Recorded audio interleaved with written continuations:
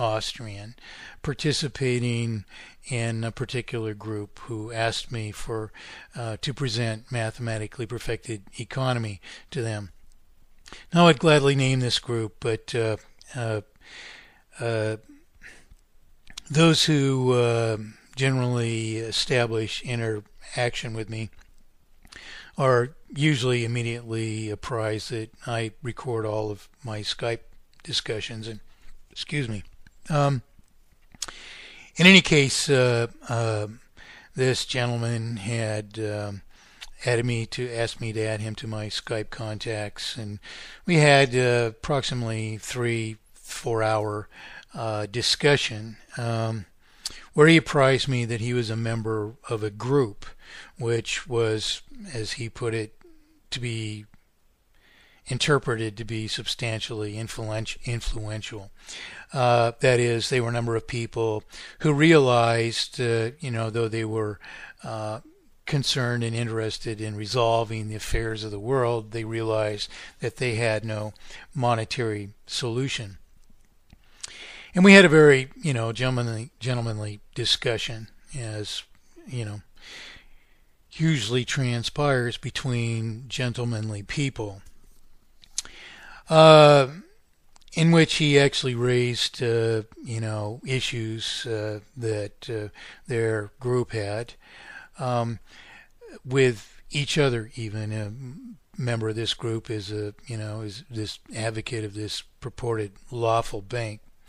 And I was asked about this, and of course I made my reply.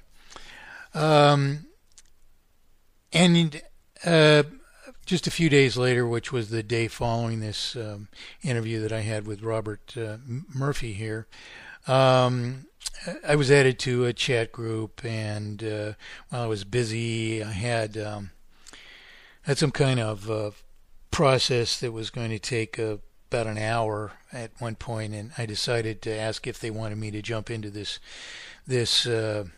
discussion, and so I was invited to do so and brought into the discussion, and then for something like an hour I gave a brief explanation of the problem, the solution, and I believe I was about to explain the way of transitioning from this unjustifiable obfuscation of the currency to mathematically perfected economy. But in what has to be said is an ungentlemanly way, I was interrupted over and over and over again, and the gentleman who had invited me to participate in this group or to explain mathematically perfected economy to them then texted me that this person was advocating Austrian economics. LOL, laughing out loud.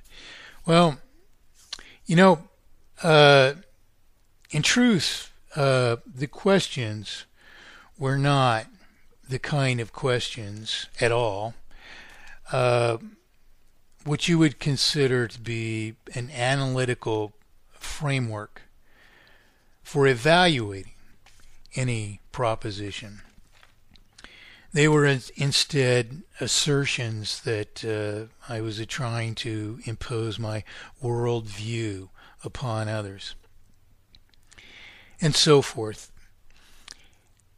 And although I have this discussion recorded because I just jumped into this discussion, and it was serious from its beginnings, I neglected to inform the other participants that it was automatically recorded. Whenever I speak to somebody on Skype, my recorder is running automatically, lest I ever forget to record something or miss something in the beginning.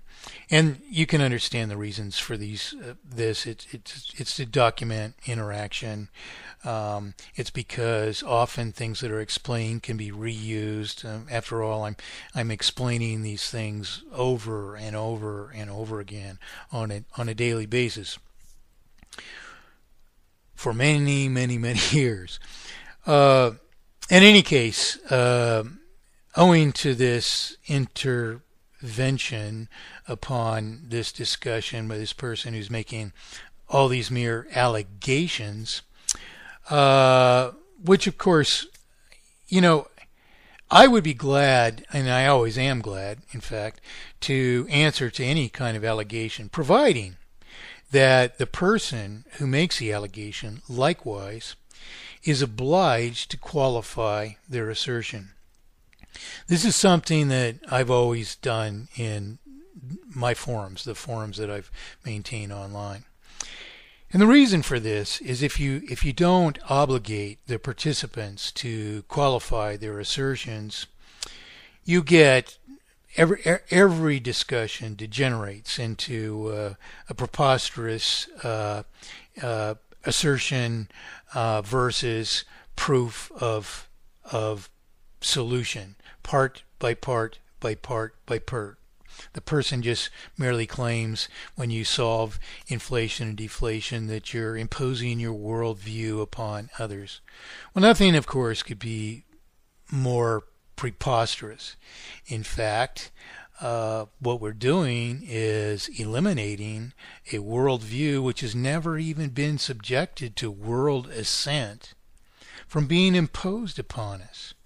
Who would ever think of merely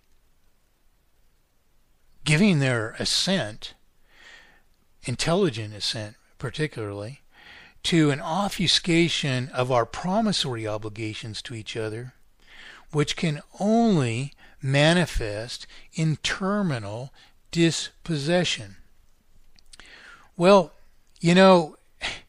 and to just call an eradication of that imposition of a worldview, in turn, my imposition of my worldview, is incredible, because what is the worldview? Worldview. We're talking about a tiny little issue. We're a mere publisher of evidence of our promissory obligations, is imposing upon us a falsification of indebtedness which they derive by obfuscating our obligation to pay and to retire principal from circulation into a falsified debt to the mere publisher. How can that be just? And how is it to impose a world view merely to eradicate the injustice? You see? Well, this discussion degenerated into this just perpetual bashing by preposterous assertions such as this until I hung up on these people.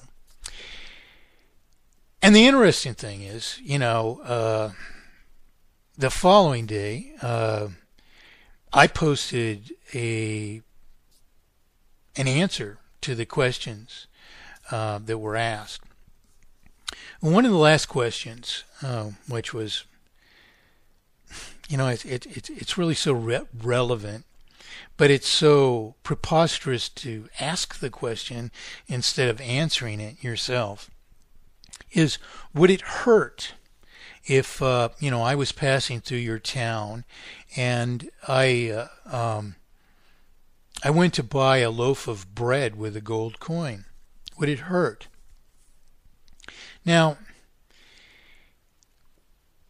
the reason that this question, or an answer to this question, a full answer to this question, which isn't to just say yes or no, to say yes or no, but indeed to qualify the relevance of the answer further, the reason that's so important is because if we, in our intercourse with each other, that is, our correspondence with each other and our debates with each other, legitimate debates, hopefully, of these issues, if we simply ourselves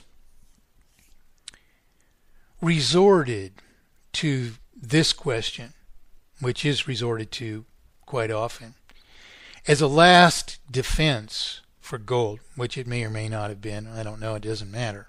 But why would you ask the question if it wasn't your at least last defense of gold? If we resort to this question as qualifying gold as a currency, you see, we're attempting to impose gold ourselves, or our worldview, upon all others, which worldview has just been disqualified by the previous discussion, which discussion I've held over and over and over and over again. Very, very, very often, in fact regularly, to the most vicious responses and treatment by purported Austrian economists, which if we take Bob Murphy's qualification of Austrian economics, these people are not in fact adhering to an analytical framework for evaluating all these things at all. So I went to answer this question and I was interrupted again by this Austrian economist in this group, and I frankly said, gentlemen, this discussion is over, because by then I'd already given 5 or 6 hours to these people who had proposed that they were important cogs of leadership of some kind, at least amongst the people, who could be instrumental in promoting a solution if one solution could prevail. So it was important to answer this question. When you ask, would it hurt if I traded a gold coin for a loaf of bread, the answer to the question evades the further question, which had already been discussed in this discussion or explanation of mathematically perfected economy that I provided, that a volume of gold cannot sustain representation of our production. We would be deprived of representation. In fact, we would generally be deprived of more and more and more and more representation, more so as industrial production increased. So to zip over to this question is itself to skirt the real issues, to evade the real issue. And I interpreted this as purposeful evasion, because the faults of gold already disqualified gold in prior elements of the explanation. In order to overcome those disqualifications, you would have to disprove them. You would have to prove that the disparate volume of gold can somehow suffice not to deprive us of representation of our production, which of course, as my previous example demonstrates, is in fact an extreme offense against all of us. You see? Now, who would desire to just neglect that offense in its entirety and just zip back to the idea that somehow gold is going to save us, and that this question, the answer to it, which is that gold would not cause any offense? Why? Because you're trading one thing for another, which is exactly what mathematically perfected economy does. Allows you to trade one thing for another. Now, so the preposterous thing is to ask this question as if it validates gold as a currency, because you have to go back to what was just invalidated, that the volume could possibly sustain all of our production and commerce in a just way, which it can't. It imposes injustices on existing contracts where either the holder of property or the holder of currency